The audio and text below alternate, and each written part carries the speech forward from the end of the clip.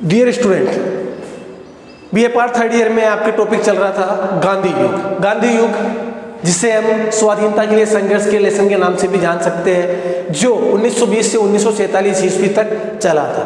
पिछले लेसन में अपन ने अध्ययन किया था कि किस प्रकार साइमन कमीशन लागू किया गया, साइमन कमीशन का गठन किया गया, उसकी रिपोर्ट प्रकाशित की गई। तो आपके टॉपिक चल रहा था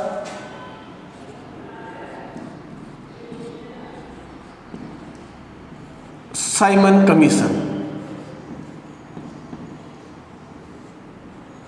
बताया था मैंने आपको कि मई में रिपोर्ट ब्रिटिश सरकार को सौंप दी गई, मई 1930 में, और जून 1930 में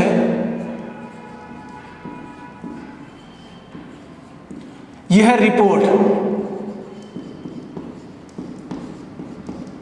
प्रकाशित कर दी गई। इस रिपोर्ट की जो मुख्य बातें थी उसके बारे में आज इस लेसन में हम, आज इस क्लास में हम अध्ययन करेंगे। तो देखिए, साइमन कमीशन की मुख्य बातें। जो रिपोर्ट बनाई साइमन ने, साइमन सहित जो सदस्य थे इनके, उनके अनुसार पहला, भारत सचिव को परामर्श देने के लिए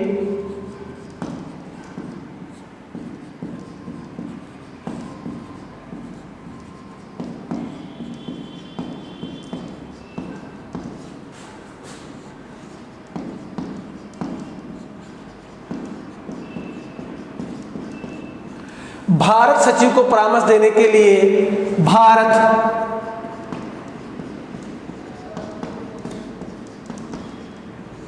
भारत परिषद रखी जाए,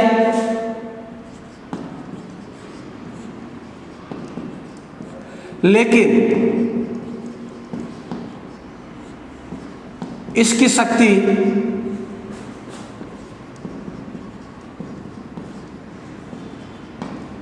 कम की जाए। यानी भारत सचिव को परामर्श देने के लिए भारत परिषद की स्थापना का प्रस्ताव रखा गया इसने, और लेकिन साथ ही साथ यह कह दिया कि इस भारत परिषद की शक्तियों को कम किया जाना चाहिए। सेकेंड,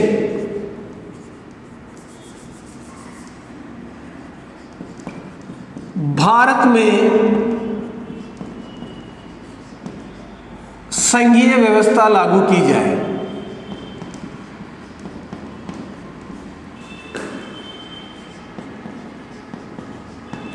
संघीय व्यवस्था से तात्पर्य कि विभिन्न रियासतों व प्रांतों को मिलाकर एक संघ बनाया जाए, जिसे संघीय व्यवस्था कहा जाता है, जिसमें कौन कौन शामिल थे?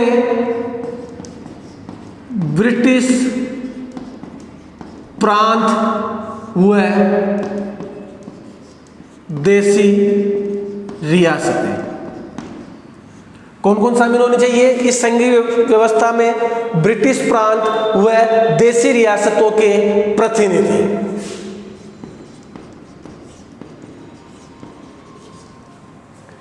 सेकंड प्रस्ताव यह दिया। तीसरा, प्रांतों में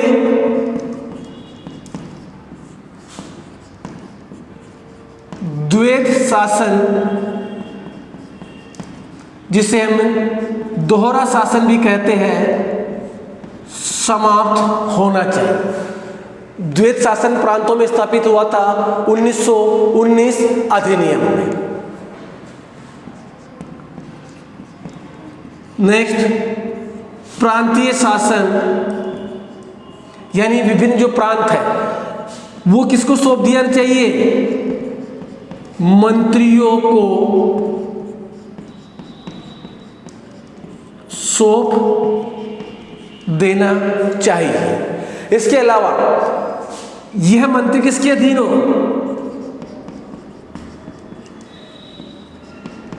अब इन मंत्रियों यानी भारतीय मंत्रियों को भी किसके अधीन कर दिया? जो प्रांतों के गवर्नरों के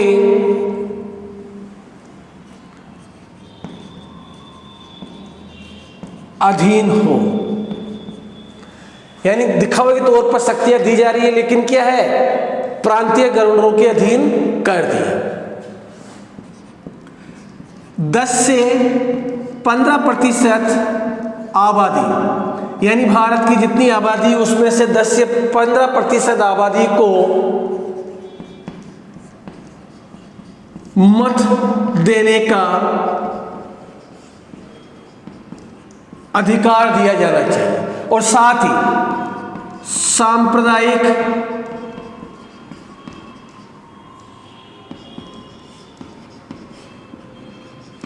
निर्वाचन प्रणाली रखनी है। यानी आबादी, यानी 10 से 15% आबादी को मत देने का अधिकार दे दिया, और साथ ही क्या किया, सांप्रदायिक निर्वाचन पद्धति या प्रणाली कायम रख दी। नेक्स्ट, प्रांतीय विधान मंडलों का विस्तार हो। नेक्स्ट जो बात थी इसकी, उसमें क्या कहा इसने, प्रांतीय विधान मंडलों का विस्तार हो।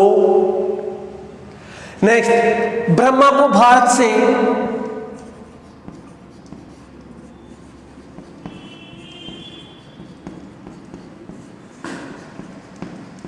वह सिंध को बंबई से अलग करना चाहिए। यानी क्या कह दिया, ब्रह्मा को बिल्कुल भारत से पृथक कर दो, और जो सिंध जो कि बंबई में था इसको बिल्कुल बंबई से पृथक कर दो।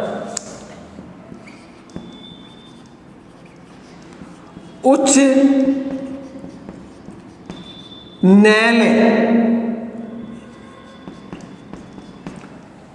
न्यायालय भारत सरकार के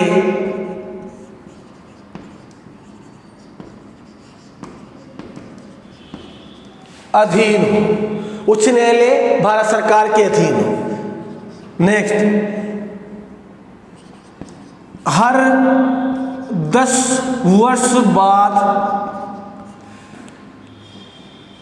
वैज्ञानिक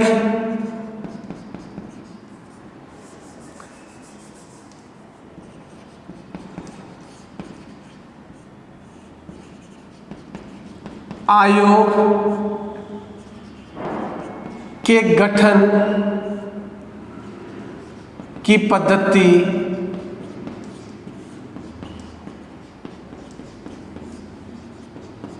समाप्त। यानी 1919 अधिनियम में कहा गया था कि हर 10 वर्ष पश्चात एक वैधानिक आयोग बिठाया जाएगा, एक कमीशन की नियुक्ति की जाएगी, ताकि यह पता चल सके कि भारत को औपनिवेशिक स्वराज्य देने में कहां तक इन्होंने कार्य किया या क्या प्रक्रिया चली, कहां तक प्रोसेस रहा, और इसी को लेकर साइमन कमीशन का गठन हुआ था। लेकिन अब इसी ने क्या कह दिया, अब इस प्रकार की पद्धति बंद होनी चाहिए। ये थी साइमन कमीशन की मुख्य बात। अब देखिए, इस रिपोर्ट की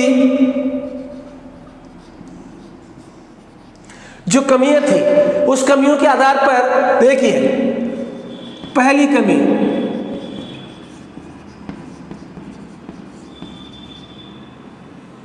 औपनिवेशिक स्वराज्य का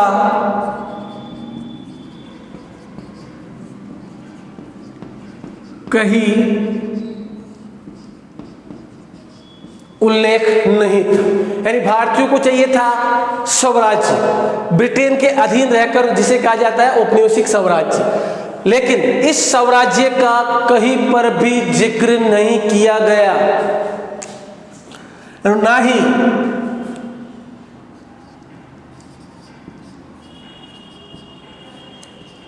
केंद्र में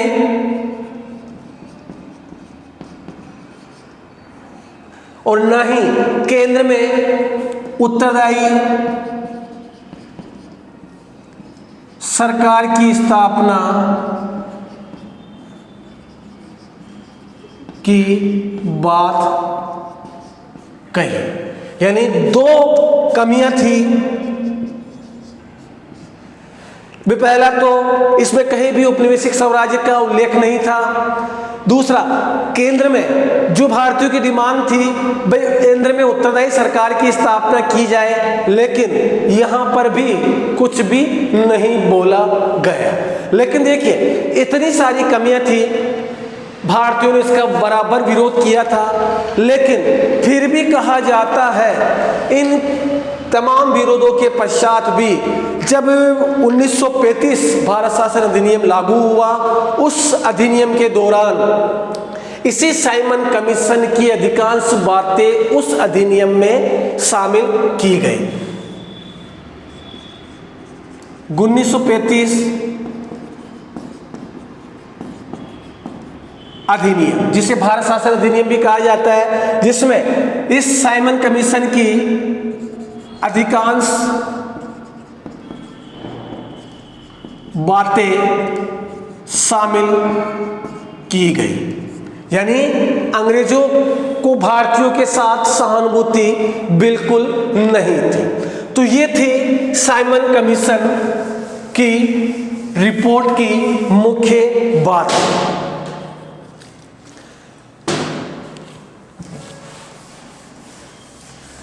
अब इसके पश्चात जो नेक्स्ट टॉपिक आपके प्रारंभ होता है वो है नेहरू रिपोर्ट। नेहरू रिपोर्ट के बारे में कहा जाता है कि मोतीलाल नेहरू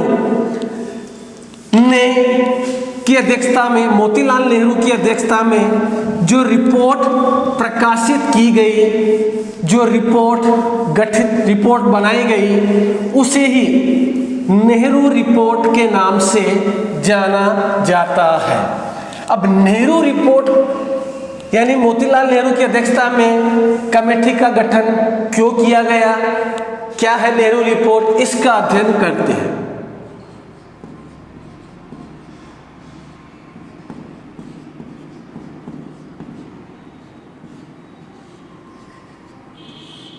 नेहरू रिपोर्ट कहा जाता है कि जब साइमन कमीशन का गठन किया गया था तो पूरे भारत में इस कमीशन का विरोध किया गया था और विरोध भी प्रबल हुआ था। और कहा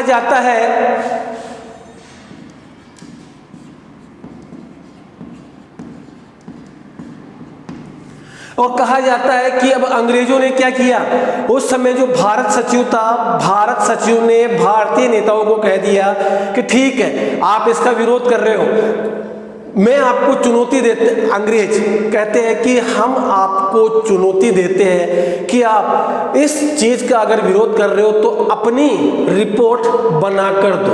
और रिपोर्ट भी इस प्रकार बननी चाहिए ताकि विभिन्न दलों, विभिन्न सांप्रदायिक व्यक्तियों से समझौता करके रिपोर्ट तैयार कीजिए कि हम आपको किस प्रकार स्वराज्य प्रदान कर सके। यानी भारतीय राष्ट्रीय कांग्रेस को चुनौती दी गई कि ठीक है, इसका विरोध कर रहे हो तो आप बनाइए रिपोर्ट, हम उस रिपोर्ट के आधार पर डिसाइड करेंगे कि हम आपको स्वराज्य किस प्रकार दे सकते हैं। तो चुनौती स्वीकार की गई और शर्त जोड़ दी कि विभिन्न जितने भी धर्म के लोग हैं, जितने भी दल हैं, उन सबकी सहमति के आधार पर रिपोर्ट बननी चाहिए। तो कहा जाता है कि मोतीलाल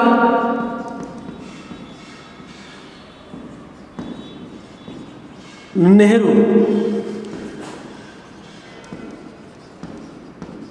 की अध्यक्षता में कांग्रेसियों ने चुनौती स्वीकार कर ली और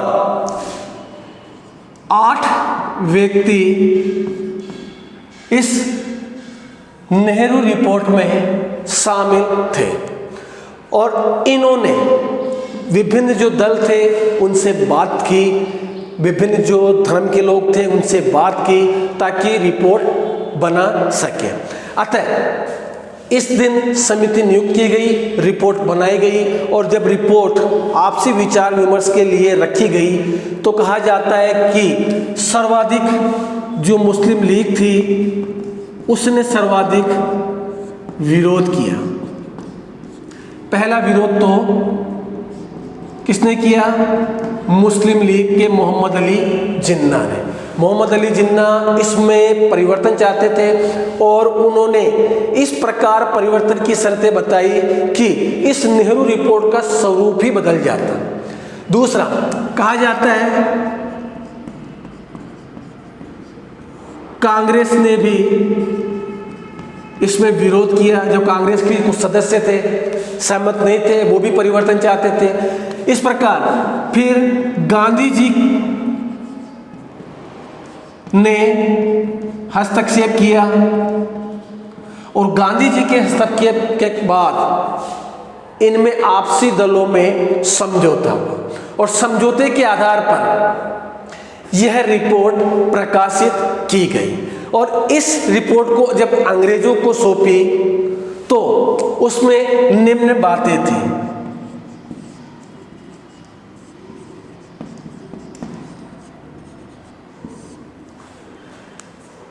नेहरू रिपोर्ट मोतीलाल नेहरू जी की अध्यक्षता में बनाई गई थी। और नेहरू रिपोर्ट क्या है, कांग्रेस को स्वराज्य किस प्रकार दे, क्यों बनाई गई थी। भारत सचिव ने यानी अंग्रेजों ने चुनौती दे दी, वे साइमन कमीशन का विरोध कर रहे हो तो आपसी दलों की सहमति से एक रिपोर्ट तैयार कीजिए भी किस प्रकार स्वराज्य हम आपको दें। प्रारंभ में विरोध हुआ, फिर गांधी जी के हस्तक्षेप के कारण समझौता हुआ और नेहरू जी की रिपोर्ट की जो बातें थी वो निम्न थी। पहला,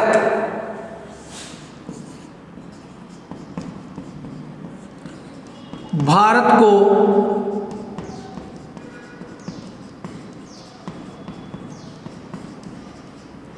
औपनिवेशिक स्वराज्य दिया जाए। पहली जो बात थी कि भारत को औपनिवेशिक स्वराज्य दिया जाए। दूसरा,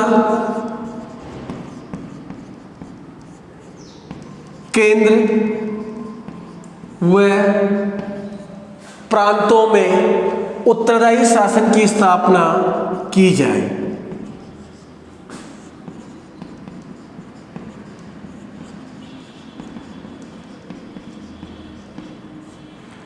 क्या था, केंद्र व प्रांतों में उत्तरदायी शासन की स्थापना की जाए।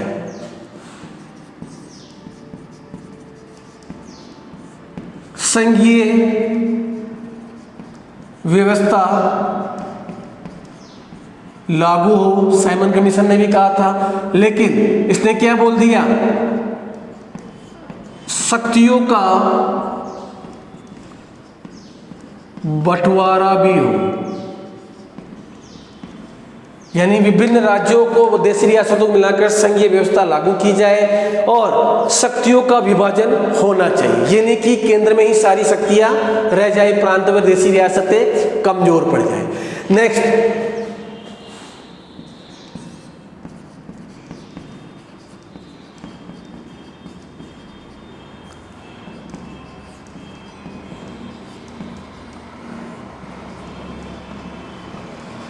सांप्रदायिक निर्वाचन पद्धति या प्रणाली समाप्त हो, यानी नेहरू जी सांप्रदायिक निर्वाचन प्रणाली को देश के लिए एक अभिशाप मानते थे। अतः उन्होंने कह दिया कि भाई सांप्रदायिक निर्वाचन प्रणाली समाप्त होने चाहिए। नेक्स्ट,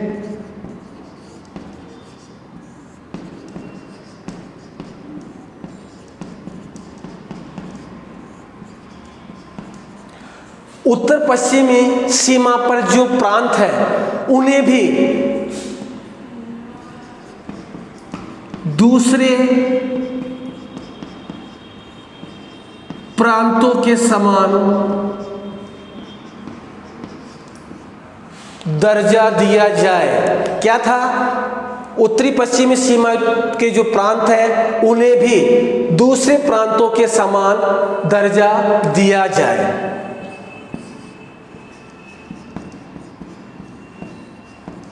भारत में उच्चतम, एक होता है उच्च न्यायालय, एक होता है उच्चतम न्यायालय, जिसे कह सकते हैं सुप्रीम कोर्ट। उच्चतम न्यायालय की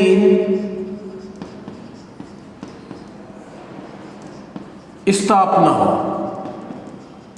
आदि। ये नेहरू रिपोर्ट की प्रमुख बातें थी।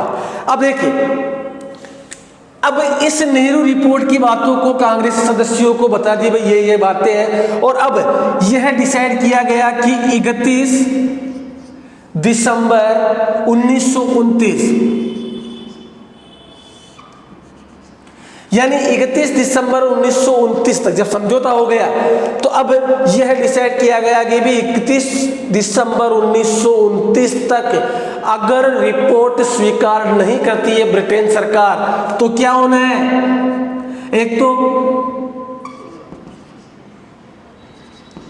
स्वराज्य का लक्ष्य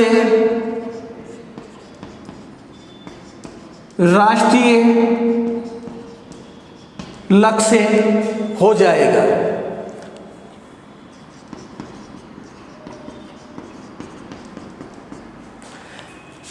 और दूसरा सविनय अवज्ञा आंदोलन प्रारंभ किया जाए। यानी चेतावनी भी देती है ब्रिटिश सरकार को, भाई इस तारीख तक या उससे पहले तक आपने अगर रिपोर्ट स्वीकार नहीं की, रिपोर्ट नहीं मानी, तो पहला तो यह है कि स्वराज्य का लक्ष्य राष्ट्रीय लक्ष्य मान लिया जाएगा, जो आपसी सहमति के आधार पर समझौता जो हुआ, और दूसरा सविनय अवज्ञा आंदोलन प्रारंभ किया जाएगा। तो ये थी नेहरू रिपोर्ट। अब कहा जाता है कि इस नेहरू रिपोर्ट को अंग्रेजों के पास दे दी गई, और उस समय भारत का भाग्य कहते हैं कि वैसे अच्छा चल रहा था, क्योंकि चुनाव जो हुए ब्रिटेन में, उस ब्रिटेन में जो सत्ताधीन पार्टी थी अनुदार दल, वो अनुदार दल पराजित हुई, और जो मजदूर दल या उदार दल वाले थे उन्हें विजय प्राप्त हुई और उनकी सरकार बनी। तो देखिए, कहा जाता है कि इस समय ब्रिटेन यानी इंग्लैंड में मजदूर दल की सरकार बनी। पीएम कौन थे?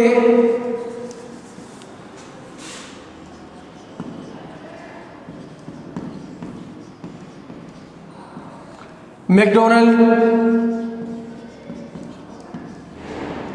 प्रधानमंत्री बने इस सरकार के, और कहा जाता है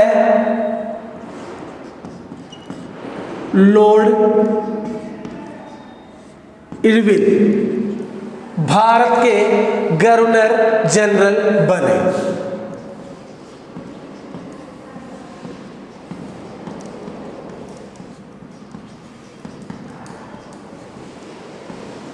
अब कांग्रेस को आशा लगी कि भाई मजदूर दल की सरकार हमारे साथ सहानुभूति रखेगी और हमारी बातें मानेगी, लेकिन कहा जाता है कि मैकडॉनल्ड ने लॉर्ड इरविन को ये जिम्मेदारी सौंपी, वे ठीक है देखिए, और कहा जाता है कि कई दिनों तक इस रिपोर्ट को लटकाए रखा, और यहाँ तक कि लॉर्ड इरविन व गांधी जी के मध्य वार्तालाप भी हुई, बिल्कुल मिला कि इस रिपोर्ट को स्वीकार कीजिए, लेकिन कहा जाता है कि अंततः वही हुआ जो होना था। इस मजदूर दल की सरकार व लॉर्ड इरविन ने इस रिपोर्ट को अस्वीकार कर दिया। तो यहाँ इस रिपोर्ट से कांग्रेस व भारतीयों को गहरी निराशा उत्पन्न हुई, और कहा जाता है कि ब्रिटिश सरकार के प्रति पुनः असंतोष उत्पन्न हुआ। अब देखिए, नेक्स्ट टॉपिक आता है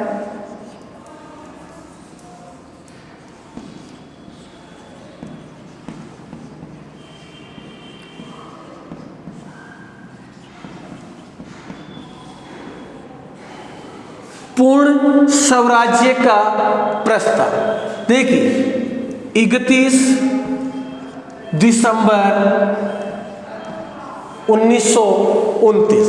अब 31 दिसंबर 1929, जो कि नेहरू रिपोर्ट के बारे में भी कहा था कि इस तारीख तक अगर स्वीकार नहीं की जाती है तो सविनय अवज्ञा आंदोलन में स्वराज्य स्वतंत्रता का लक्ष्य राष्ट्रीय लक्ष्य हो जाएगा। तो कहा जाता है कि 31 दिसंबर 1929 को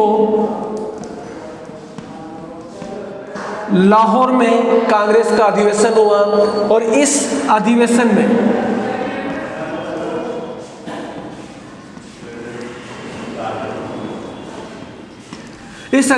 में यह डिसाइड किया गया कि पूर्ण स्वराज्य का प्रस्ताव पारित किया गया और यह डिसाइड किया गया कि 26 जनवरी को स्वाधीनता दिवस के रूप में प्रतिवर्ष मनाया जाएगा। अब इसके यहाँ इसके अध्यक्ष थे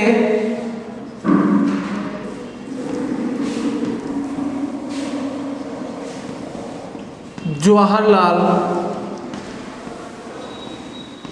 नेहरू। रिपोर्ट नहीं मानी तो 31 दिसंबर 1929 को लाहौर में कांग्रेस का अधिवेशन हुआ जिसके अध्यक्ष थे नेहरू जी, और इस अधिवेशन में डिसाइड किया गया कि पूर्ण स्वराज्य का प्रस्ताव पारित किया गया और 26 जनवरी के दिन प्रतिवर्ष स्वाधीनता दिवस मनाया डिसाइड किया। इसके पश्चात 26 जनवरी 1930 ईस्वी को लाहौर में पुनः कांग्रेस का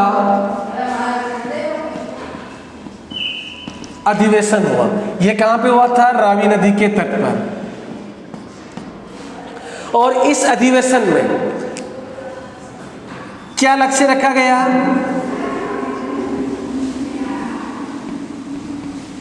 स्वराज्य का लक्ष्य, या दूसरे शब्दों में कह सकते हैं कि भारतीय राष्ट्रीय कांग्रेस ने भारत को स्वाधीन मान लिया, यानी स्वतंत्र मान लिया। तो इस प्रकार आज के इस लेसन में हमने साइमन कमीशन की मुख्य बातें, नेहरू रिपोर्ट और फिर पूर्ण स्वराज्य का प्रस्ताव के बारे में अध्ययन किया। और इसी 26 जनवरी का दिन इसी बात से महत्वपूर्ण है, क्योंकि स्वाधीनता दिवस मनाए जाने का निश्चय किया गया था कब? 31 दिसंबर को। और यही कारण था कि 26 जनवरी के दिन ही भारतीय संविधान लागू किया गया। Thank you.